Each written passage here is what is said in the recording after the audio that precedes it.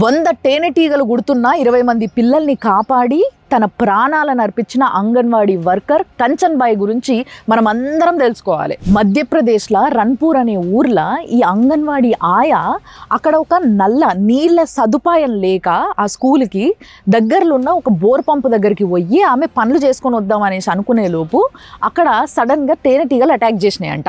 వీటిని తప్పించుకోవడానికి ఆమె స్కూల్ దిక్కు పరిగెడితే ఆమె వెనకాల అవి కూడా వస్తున్నాయని గమనించి పిల్లల్ని అటాక్ చేస్తాయేమో అని ముందుగానే పిల్లలందరినీ అలర్ట్ చేసి ఈమె ఉరికిన తర్వాత మొత్తం దుప్పట్లు మ్యాట్లు అన్ని వేసి పిల్లల్ని కవర్ చేసేసి ఆమె మాత్రం బయట ఉండేసరికి విపరీతంగా కుట్టినాయంట. అన్ని కుట్టేసరికి ఆమెను తీసుకుపోనికి దగ్గరలో ఒక ప్రైమరీ హెల్త్ సెంటర్ కూడా లేదంట. హాస్పిటల్ చాలా దూరం. ప్రైమరీ హెల్త్ సెంటర్ కూడా లేకపోయేసరికి ఏదో నాటు వైద్యమో ఏదో చేసిర్రంట, తీసుకుపోయి ఇంట్లో వదిలేసిర్రంట.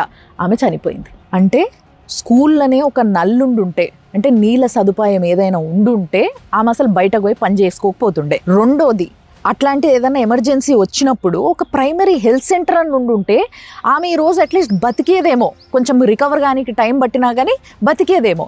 అంటే ఆమె చనిపోయింది, 20 మందిని కాపాడింది, పిల్లలకి ఏమన్నా అయి ఉంటే అంటే 80 ఏళ్ళ స్వతంత్ర భారతంలో ఇలాంటి సావులు వినాల్సి వస్తుంది అని అంటే సిగ్గన్న ఉండాలి మనందరికీ. ఇందులో గుండెలు వగిలిపోయే విషయం ఒకటి ఉన్నది చెప్పనా. ఆమె ఫ్యామిలీలో ఆమె ఒక్కతే సంపాదిస్తుందంట. తన భర్తకి కొన్ని రోజుల క్రితమే పక్షవాతం వచ్చి కాలు చేతులు పనిచేస్తలేవు. ఆమెకి 3 పిల్లలు.